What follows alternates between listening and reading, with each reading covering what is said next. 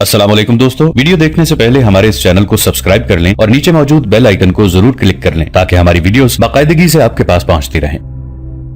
मैं बहुत चीखी कि मैं तुम्हारे बाप की बेटी हूँ, क्या आप उसे जिंदा रहने का हक दे सकते हैं? हाँ, दे सकता हूँ, योगो बेल्जी ने कहा। मैं उसे कत्ल नहीं कर सकता, मैं उसे कत्ल करवा सकता हूँ। आप मलिका से डरते हैं, लीजा ने कहा। नहीं, योगो बेल्जी ने कहा, कोई बाप अपने बेटे को कत्ल नहीं कर सकता। रिचमांड मेरा बेटा है, यह रेड्रिक का बेटा नहीं। रेड्रिक से मलिका की कोई औलाद नहीं। लीजा के लिए यह इंकिशाफ कोई चौंका देने वाला इंकिशाफ नहीं था। बादशाह के महल में यही कुछ होता था। कौन किसकी औलाद है, इस सवाल का सही जवाब औलाद की मां के सिवा कोई नहीं दे सकता था। एक जर्मन तारीखदान ऑगस्ट मेपल ने लिखा है कि रेड्रिक सही मानों में जंगजू था, लेकिन इसके साथ ही वो रिवायती बादशाह था। ऐसा बादशाह जो अपनी रियाया को नीम फाका कश रखकर ऐशो इशरत को अपना जायज हक समझता था। फौज ऐसे बादशाह की बादशाही का तहफ्फुज नहीं किया करती जो फौजियों और उनके रिश्तेदारों के हुकूक का तहफ्फुज नहीं करता। रेड्रिक ने इतने थोड़े बर्बरों से जो शिकस्त खाई थी वो इसी वजह से खाई थी। रेड्रिक की अपनी बीवी उसकी वफादार नहीं थी। वो मर गया तो उसका वो जर्नैल जो तुलैता के दिफा का जिम्मेदार था मलिका के यहाँ बैठा शराब पी रहा था और शहर खाली हो गया था। क्या आप शहर को मुसलमानों से बचा लेंगे? लीजा ने जर्नैल योकोबेल्जी से पूछा। जर्नैल जवाब देने ही लगा था कि कमरे का दरवाजा खुला और एक नौजवान अंदर आया। हेलो रिचमांड, जनरल ने प्यार से कहा। आओ आओ। वो रेड्रिक का इकलौता बेटा रिचमांड था जिसका असल बाप जनरल योगो बेल्जी था। रिचमांड उस तक पहुंचा। उसने लीजा को उस कमरे में आते देखा था और खिड़की के साथ कान लगाकर उनकी बातें सुनता रहा था। मेरे बाप तुम हो? रिचमांड ने जर्नैल से कहा। मैं अपने आप को बादशाह का बेटा समझता रहा हूँ। उसने बड़ी तेजी से खंजर निकाला। योगो बेल्जी शराब के नशे में था। इससे पहले कि वो अपने आप को बचाता, रिचमांड का खंजर उसके दिल में उतर चुका था। रिचमांड ने एक बार फिर खंजर उसी मुकाम पर मारा। बूढ़ा जर्नैल आगे को झुका और मुंह के बल फर्श पर गिरा। लीजा चीख मारकर बाहर को भागी, लेकिन रिचमांड ने उसे दरवाजे में ही पकड़ लिया और खंजर के वार कर करके उसे भी ढेर कर दिया। तारिक बिन ज़ियाद अपने लश्कर के साथ दरियाए टैगिस पर पहुंच गया था। उसे तवक्को थी कि पुल के उस तरफ तुलैता की कुछ फौज मौजूद होगी जो पुल पर से नहीं गुजरने देगी और वहां खूनरेज लड़ाई होगी, लेकिन वहां कोई भी नहीं था। मैंने इससे बड़ा धोखा पहले कभी नहीं देखा था, तारिक बिन ज़ियाद ने कहा। उंदलुसी हमें फंदे में ला रहे हैं। हाँ इब्ने ज़ियाद, सालार अबू ज़ुरवत तरीफ ने कहा। ये धोखे के सिवा कुछ और हो भी नहीं सकता। ये दरिया इस शहर के चारों तरफ बहता है। हम आगे गए तो दरिया के घेरे में आ जाएंगे। ऊपर से शहर की फौज आ जाएगी, निकलना मुश्किल हो जाएगा। लेकिन मैं यहाँ से वापस भी तो नहीं जा सकता, तारिक बिन ज़ियाद ने कहा। हम आगे जाएंगे। तारिक अपनी फौज को जिस तरतीब में पुल से गुजार कर ले गया वो तारीखों में कुछ इस तरह आई है कि उसने घुड़सवारों को पहले गुजारा, फिर प्यादे आगे गए। तारिक की हिदायत के मुताबिक घुड़सवारों ने प्यादों को अपने घेरे में ले लिया ताकि बाहर से हमला हो जाए तो घुड़सवार हमला रोकें। तीरंदाजों को पहलों पर रखा गया। उन्हें दाएं बाएं और पीछे नजर रखनी थी और अचानक हमले की सूरत में हमला आवरों को तेज तीरंदाजी से रोकना था। जिस कदर एहतियात हो सकती थी तारिक बिन ज़ियाद ने की। फिर चंद एक सवारों को कले के गिर्द ये देखने के लिए दौड़ाया कि उधर कोई फौज है या नहीं। शहर में एक आवाज उठी, वो आ गए, और ये आवाज शहर में फैलती चली गई। शहर में कुछ ही लोग रह गए थे। ये ज्यादातर यहूदी और गोद थे। तारिक बिन ज़ियाद के भेजे हुए घुड़सवार शहर के इर्द गिर्द चक्कर लगाकर वापस आ गए। उन्होंने बताया कि कहीं भी दुश्मन की फौज का कोई एक आदमी भी नजर नहीं आया। ये तो तारिक बिन ज़ियाद ने पहले ही देख लिया था कि किले और शहर की दीवार पर भी कोई फौजी नहीं। तारिक ने महसूस किया कि और ज्यादा एहतियात की और इंतजार की जरूरत है। उसने अपने सालारों जूलियन और ओपास को सलाह मशवरे के लिए बुलाया। उसने फैसला कर लिया था कि शहर को मुहासरे में ले लिया जाए और देखा जाए कि तुलैता की फौज क्या कार्रवाई करती है। इसका मतलब यह था कि मुहासरे को तूल देना था, और हमने हैरत अंगेज बात यह देखी है कि शहर के दरवाजे खुले हुए हैं। घुड़सवारों के कमांडर ने तारिक बिन ज़ियाद को बताया। लोग इन दरवाजों से निकल रहे थे। उन्होंने हमें देखा तो कुछ लोग भागते हुए अंदर चले गए और कुछ बाहर को भाग गए। ये बातें और सलाह मशवरे हो ही रहे थे कि तारिक बिन ज़ियाद के कान में किसी की ये आवाज पहुंची कि वो देखो, सदर दरवाजा खुल गया है। सबने उधर देखा। 5-6 मुअज़्ज़ज़ किस्म के आदमी घोड़ों पर सवार बाहर निकले। वो फौजी नहीं थे, वो मुसलमानों की सफ की तरफ आ रहे थे। तारिक बिन ज़ियाद अपने सालारों और मुशीरों के साथ उनकी तरफ बढ़ा। शहर के आदमियों ने घोड़े और तेज कर लिए। हम सुलह और दोस्ती का पैगाम लेकर आए हैं, शहर से आने वाले आदमियों में से एक ने कहा। हमारे साथ आए और शहर ले लें। ओपास और जूलियन ने उन आदमियों को पहचान लिया। उनमें 2 यहूदी थे और बाकी गोद कौम के अफराद थे। वो सब घोड़ों से उतरे और जूलियन और ओपास से बगलगीर होकर मिले। फिर उन्होंने तारिक के साथ मुसाफा किया। तुम अजीम हो तारिक बिन ज़ियाद, वफ्द के लीडर ने कहा। उंदलुस तुम्हारा है। میرا نہیں، طارق بن زیاد نے کہا، یہ اللہ کے اس رسول کا ملک ہوگا جس نے مجھے فتح و نصرت کی بشارت دی تھی۔ اسلام میں کوئی بادشاہ نہیں ہوتا، بادشاہی صرف اللہ کی ہوتی ہے اور اس بادشاہی میں ہر انسان کو مساوی حقوق ملتے ہیں۔ کیا ہم امید رکھیں کہ ہمیں ہمارا پورا حق ملے گا؟ گوت قوم کے ایک معمر آدمی نے پوچھا۔ تمہیں جو حق ملے گا اسے تمہارے آنے والی نسلیں بھی یاد رکھیں گی، طارق بن زیاد نے کہا۔ بعد میں طارق بن زیاد کا یہ وعدہ فراخ دلی سے پورا کیا گیا تھا۔ وٹیزہ اور اس کا بھائی اوپاس کے بیٹوں کو اندلس میں بے شمار جاگیریں دی گئی۔ وٹیزہ اور اس کے بھائی اوپاس کے بیٹوں کو اندلس میں بے شمار جاگیریں دی گئی تھی۔ یہ جاگیریں نسل در نسل ان کی ملکیت میں رہیں۔ تم لوگ کیوں آئے ہو؟ طارق بن زیاد نے اس وفد سے پوچھا۔ کیا شہر میں فوج کا کوئی اعلیٰ حاکم یا شاہی خاندان کا کوئی ذمہ دار فرد نہیں تھا؟ شہر خالی ہو چکا ہے، طارق بن زیاد کو جواب ملا۔ فوجی بھی شہر سے نکل گئے ہیں۔ ایک جرنیل یوکو بیلجی موجود تھا، اسے ریڈرک کے بیٹے نے قتل کر دیا ہے۔ شاہی محل میں آپ کا استقبال ہوگا۔ اگر شہر کے اس وفد کے ساتھ جولین اور اوپاس کی جان پہچان نہ ہوتی تو طارق اسے دھوکہ سمجھتا۔ وہ اپنی فوج کو ساتھ لے کر قلعے کی طرف چل پڑا۔ مسلمان فوج جب شہر میں داخل ہوئی تو شہر میں جو چند ایک لوگ رہ گئے تھے انہوں نے نعرے لگا لگا کر مسلمانوں کا استقبال کیا۔ فوج کو رہائش کے لیے ان بیرکوں میں لے گئے جن میں اس شہر کی فوج رہائش پذیر تھی۔ طارق بن زیاد اس کے سالاروں جولین اور اوپاس کو شاہی محل میں لے گئے۔ اس شہر سے جو مال و دولت اور زر جواہرات مسلمانوں کے ہاتھ لگے تھے وہ بے حساب تھے۔ ان گھروں کی تلاشی لی گئی جن کے رہنے والے شہر چھوڑ گئے تھے، وہاں سے بھی بے انداز زر و جواہرات نکلے۔ سونے اور چاندی کے برتن بھی ملے، کٹے ہوئے ہیروں اور تراشے ہوئے نگینوں کے 2 انبار ہاتھ آئے۔ طارق بن زیاد کے حکم سے شاہی محل کی تمام دولت اور زر و جواہرات ایک کمرے میں لائے گئے۔ مورخ لکھتے ہیں کہ اتنی زیادہ دولت جس سے ایک کمرہ بھر گیا تھا، دیکھ کر طارق کے چہرے کا رنگ پیلا پڑ گیا۔ اس بیش قیمت انبار میں ان تمام بادشاہوں کے تاج تھے جو ریڈرک تک اندلس کے بادشاہ رہے تھے۔ ہر بادشاہ کے لیے سونے کا تاج تیار ہوتا تھا جو اس کے مرنے کے بعد اس کی یادگار کے طور پر رکھ دیا جاتا اور نئے بادشاہ کے لیے نیا تاج بنتا تھا۔ طارق کو شاہی محل سے 25 تاج ملے جو خالص سونے کے تھے۔ تاریخ دان پروفیسر ڈوزی نے لکھا ہے کہ بادشاہ کے مرنے کے بعد اس کا تاج بڑے گرجے کو بطور نذرانہ دے دیا جاتا تھا، لیکن بیشتر مورخوں نے لکھا ہے کہ طارق بن زیاد کو 25 تاج ریڈرک کے محل سے ملے تھے۔ مورخ لینپول نے کئی اور مورخوں کے حوالے دے کر لکھا ہے کہ طلیطہ میں ایک ہی جرنیل تھا جو اپنے ناجائز بیٹے کے ہاتھوں قتل ہو چکا تھا۔ کوئی حاکم نہیں تھا۔ شاہی خاندان کے نواب یعنی کاؤنٹ اور دیگر بڑے آدمی بھی غائب ہو چکے تھے۔ شاہی محل میں ریڈرک کی ملکہ تھی اور اس کا نوجوان بیٹا تھا۔ شاہی حرم میں ادھیڑ عمر عورتیں رہ گئی تھیں یا 1-2 جوان لڑکیاں تھیں، باقی سب لڑکیاں چلی گئی تھیں۔ اندلس کے دارالحکومت طلیطہ پر اب طارق بن زیاد کا قبضہ تھا۔ گوت اور یہودی اس کے گرد اکٹھے ہو چکے تھے۔ طارق بن زیاد نے ان میں سے چند آدمی منتخب کر کے انہیں شہر کے حکام مقرر کر دیا اور انہیں شہری انتظامیہ کے مختلف شعبے دے دیے۔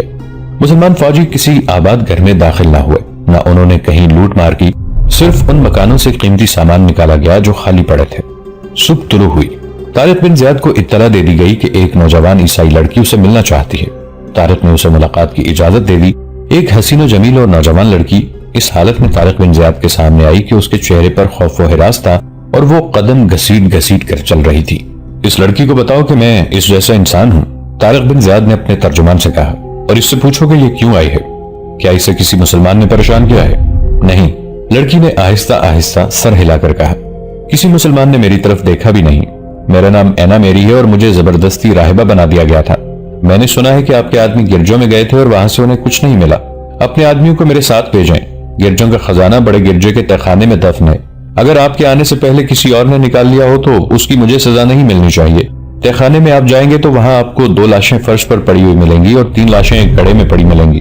اس گڑھے کے ساتھ ایک اور گڑھا ہے جو مٹی سے بھرا ہوا ہے اور اس پر قبر کی شکل کی ڈھیری بنی ہوئی ہے۔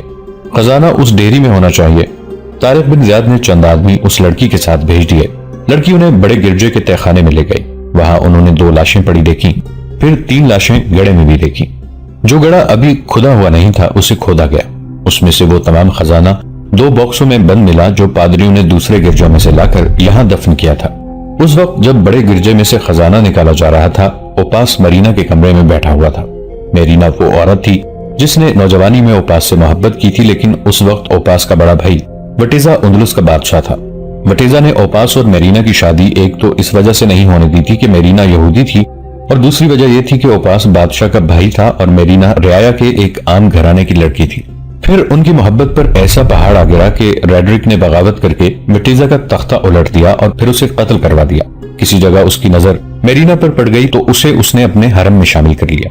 یہ پہلے تفصیل سے بیان ہو چکا ہے کہ جب ریڈرک طارق بن زیاد کے ہاتھوں تھیوڈومیر کی شکست کی اطلاع پر پیمپلونا سے چلا تھا تو اوپاس بیس بدل کر تولیتا آیا اور تولیتا کے باہر والی جھیل پر میرینا سے ملا تھا اور اسے بتایا تھا کہ وہ ریڈرک کی فوج کو اور یہاں کے لوگوں کو کس طرح ریڈرک کے خلاف کرے اور اپنی فوج اور لوگوں کا حوصلہ کس طرح توڑا جائے۔ میرینا نے یہ کام جس خوش اسلوبی سے کیا تھا وہ بھی تفصیل سے بیان ہو چکا ہے۔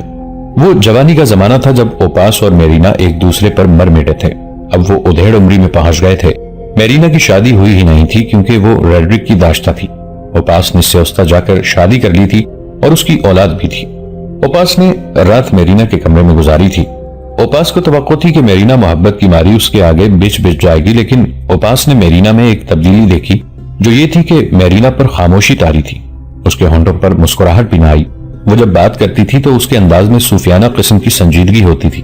کبھی تو یوں لگتا جیسے میرینا تارک الدنیا ہو گئی ہو اور اسے اس دنیا کے ساتھ کوئی دلچسپی نہ رہی ہو۔ کیا باقی عمر میرے ساتھ گزارو گی میرینا؟ اوپاس نے پوچھا۔ نہیں اوپاس، میرینا نے بیزار سے لہجے میں جواب دیا۔ میری باقی عمر اب عبادت میں گزرے گی، شاید میری روح پاک ہو جائے۔ میں اب خدا کے قریب رہنا چاہتی ہوں۔ راہبانہ بن جانا میرینا، اوپاس نے مسکراتے ہوئے کہا۔ تم ابھی جوان ہو، آزاد زندگی کا مزہ بھی چکھ لو۔ نہیں اوپاس، میرینا نے کہا، مجھ پر جو بیتی ہے وہ تم جانتے ہو، مجھے اب دل سے اتار دو۔ ایک کام کرنا اوپاس، میں اس فاتح سپہ سالار طارق بن زیاد کو، جس نے ریڈرک کو زمین کے تختے سے اٹھایا اور اس کی بادشاہی ختم کی ہے، ایک تحفہ دینا چاہتی ہوں۔ کل مجھے اس تک پہنچا دو۔ پہنچا دوں گا، اوپاس نے کہا اور پوچھا، تحفہ کیا دوگی؟ ایک وزنی باکس ہے، میرینا نے کہا۔ کل 3-4 آدمی اپنے ساتھ لے آنا اور یہ باکس اٹھوا کر میرے ساتھ چلنا۔ صبح جب طارق بن زیاد کے بھیجے ہوئے آدمی گرجے کے تہخانے سے خزانہ نکال رہے تھے، اوپاس شاہی محل کے ایک کمرے سے ایک باکس اٹھوا رہا تھا۔ یہ کمرہ 1 سال سے کچھ زیادہ عرصے سے مقفل تھا۔ اوپاس جب میرینا کے پاس باکس اٹھوانے گیا تھا تو میرینا نے کمرے کا تالا کھولا تھا۔ اوپاس اس کمرے میں داخل ہوا تھا تو وہ رک کر پیچھے ہٹایا تھا۔ کیا ہے اس کمرے میں میرینا؟ اوپاس نے پوچھا۔ اتنی بدبو، کیا اس کمرے میں کوئی انسان مرا پڑا ہے یا کوئی جانور؟ یہ بدبو کمرہ بند رہنے کی وجہ سے ہے، میرینا نے جواب دیا۔ یہ بھی تو دیکھو کہ کمرے میں کیا کچھ پڑا ہے۔ یہ یہودی ساحر بوسجن کا کمرہ ہے۔ وہ یہاں انسانوں کی تازہ کھوپڑیاں، انسانی دل، ہڈیاں بھی رکھتا رہا ہے۔ اس نے یہاں سانپ اور بچھو بھی رکھے ہوئے تھے اور ایسی جڑی بوٹیاں بھی اس نے رکھی ہوئی تھی جن کی بدبو بے ہوش کر دیتی ہے۔ وہ کہاں ہے؟ چلا گیا ہے، میرینا نے جواب دیا۔ میں اس کا یہ باکس طارق بن زیاد کو تحفے کے طور پر دینا چاہتی ہوں۔ اس میں کیا ہے؟ اوپاس نے پوچھا۔ کیا تم محسوس نہیں کر رہی کہ اس سے کتنی زیادہ بدبو اٹھ رہی ہے؟ اوپاس، میرینا نے کہا، یہ صرف طارق بن زیاد دیکھے گا کہ اس میں کیا ہے۔ اگر وہ برا مان گیا تو میں سزا قبول کر لوں گی۔ 4 آدمیوں نے لکڑی کا باکس اٹھایا۔ اوپاس میرینا کو ساتھ لیے طارق بن زیاد کے سامنے جا کھڑا ہوا۔ ابن زیاد، اوپاس نے طارق بن زیاد سے کہا، یہ ہے وہ عورت جس نے آپ کو ہزاروں گوتھوں اور یہودیوں کی فوج دی تھی۔ یہ انتظام اس کا تھا کہ دریائے گادلیت کی لڑائی میں فوج کے ہزاروں گوتھ اور یہودی ریڈرک کو چھوڑ کر آپ کی فوج کے ساتھ ملے تھے۔ اوپاس نے طارق بن زیاد کو تفصیل سے بتایا کہ میرینا نے گوت اور یہودی بڑوں کو کس طرح غائل کیا اور ان سب نے کس طرح زیر زمین محاذ پر کام کیا تھا۔ ہم اس خاتون کو اس کی توقع سے کہیں زیادہ انعام دیں گے، طارق نے کہا۔ ایسے بس سالار، میرینا نے کہا، میں نے یہ کام انعام کی خاطر نہیں کیا، میں نے ریڈرک سے انتقام لیا ہے۔ مجھے آپ کی خوشنودی نہیں چاہیے، میں نے اپنی روح کو خوش کیا ہے۔ میں آپ کے لیے ایک تحفہ لائی۔ لکڑی کا باکس طارق کے آگے رکھ دیا گیا۔ میرینا نے چابی نکال کر تالا کھولا اور باکس کا ڈھکنا اٹھا دیا۔ طارق بن زیاد اور دوسرے جو آدمی باکس کے قریب کھڑے تھے یکلخت پیچھے ہٹ گئے اور سب نے اپنی ناکوں پر ہاتھ یا کپڑے رکھ لیے۔ باکس سے بدبو کے بھبوکے اٹھے، ان سے کمرے میں ٹھہرنا دشوار ہو گیا۔ کیا ہے اس باکس میں؟ طارق بن زیاد نے پوچھا۔ ایک انسان کی لاش، میرینا نے سنجیدگی سے کہا۔ 1 سال سے اس باکس میں بند ہے۔ لاش ریڈرک کی تو نہیں؟ جولین نے پوچھا۔ نہیں، میرینا نے جواب دیا۔ شاہ ریڈرک کو ہم نے جاتے دیکھا تھا، واپس آتے نہیں دیکھا۔ آپ اسے جانتے تھے جس کی یہ لاش ہے؟ یہ بوسچن ہے، شاہ ریڈرک کا محبوب ساحر، جادوگر بوسچن۔ سپہ سالار کو بتاؤ کہ یہ زندہ رہتا تو سپہ سالار آج یہاں فاتح بن کر کھڑا نہ ہوتا، یہاں ریڈرک ہوتا اور سپہ سالار طارق بن زیاد زنجیروں میں بندھا ہوا اس کے سامنے کھڑا ہوتا۔ اس خاتون سے کہو کہ پوری بات سنائے، طارق بن زیاد نے کہا۔ ابن زیاد، جولین نے کہا، اس شخص کا نام بوسچن تھا، یہ ریڈرک کو آنے والے وقت کے حالات بتا دیا کرتا تھا۔ یہ علم جوتش و نجوم کا ماہر تسلیم کیا جاتا تھا۔ ریڈرک اس کی پیشن گوئیوں کو سچ مانا کرتا تھا۔ اسے ریڈرک نے مستقل طور پر اپنے پاس رکھا ہوا تھا۔ ریڈرک اس سے پوچھے بغیر کوئی کام شروع نہیں کرتا۔ वो चंद साहिर था, शोबदाबाज था। क्या ये यहूदी था? तारिक बिन ज़ियाद ने पूछा। हाँ इब्ने ज़ियाद, जूलियन ने जवाब दिया, ये यहूदी था। ये शहरकारी यहूदियों की ही इजाद है, तारिक बिन ज़ियाद ने कहा, और यही लोग इस इल्म में महारत रखते हैं। अब मेरीना बताएगी कि ये मरा किस तरह था, उपास ने कहा। शाह रेडरिक जब आपके मुकाबले के लिए जा रहा था तो उसे कुछ बुरे शुगून का सामना था, मेरीना ने कहा। उसने साहिर को बुलाकर कहा कि ये बुरे शुगून उसके हक में कर दे। इसका मतलब यह था कि उसे आप पर फतह हासिल हो। इस साहिर ने रेडरिक से 16-17 साल उम्र की एक लड़की मांगी। उसने कहा था कि वो उस लड़की का दिल निकालकर ऐसा अमल करेगा कि रेडरिक को फतह हासिल होगी और हमलावर उसके हाथों तबाह बर्बाद हो जाएंगे। शाह रेडरिक ने मुझे हुक्म दिया कि मैं इस साहिर को इसकी मतलूबा लड़की दूं। मेरे पास इस उम्र की एक लड़की थी। मैं रात को उस लड़की को साहिर के कमरे में ले गई। उसने लड़की का सीना चीरकर दिल निकालने के लिए उसे मेज पर लिटाया और उस पर झुका तो मैंने उसके सर पर एक मोटे डंडे की 3 जोरदार ज़रबें लगाई। ये बेहोश होकर गिरा तो मैंने उसका गला अपने हाथों से दबाकर मार डाला। फिर लड़की को साथ लेकर इसकी लाश दोहरी करके इस बॉक्स में बंद कर दी। शाह रेडरिक अलसूब कूच कर गया और मैंने उस लड़की को घर पहुंचा दिया। उस रात से साहिर की लाश इस बॉक्स में बंद है। अगर ये अपना अमल पूरा कर देता तो फतह रेडरिक की होती। इसकी लाश मेरे पास क्यों ले आई हो? तारिक बिन ज़ियाद ने पूछा। इससे बेहतर मेरे पास और कोई तोहफा नहीं था, मेरीना ने कहा। लाश कहां, अब तो हड्डियों का ढांचा रह गया है। इसे जला दें या दफन कर दें, मैं अब आजाद हूं। मेरीना ने तारिक बिन ज़ियाद को झुककर सलाम किया और बाहर को चल पड़ी। वो कहती जा रही थी, मैं अब आजाद हूं, मैं अब आजाद हूं। उसके बाद ओपास उसे ढूंढता रहा मगर वो उसे कहीं नजर न आई। वो शहर से ही निकल गई थी। तारिक बिन ज़ियाद की नजरें उस खुले हुए दरवाजे पर लगी हुई थीं, जिसमें से मेरीना ये कहते हुए निकल गई थी, मैं अब आजाद हूं। तारिक के चौड़े माथे पर शिकने पैदा होने लगी। यकीनी तौर पर कोई नहीं बता सकता था कि वो क्या सोच रहा था। वो यही सोच रहा होगा कि ये कैसी अजीब औरत है। अगर ये इस यहूदी साहिर को कत्ल न करती तो, और ये सोच तो उसे जरूर आई होगी कि रसूल करीम सल्लल्लाहु अलैहि वसल्लम ने उसे ख्वाब में फतह की जो बशारत दी थी उसे पूरा करने के लिए अल्लाह तबारक व तआला ने कैसे कैसे हैरान कुन और मौजज़ा नुमा सबब पैदा कर दिए थे।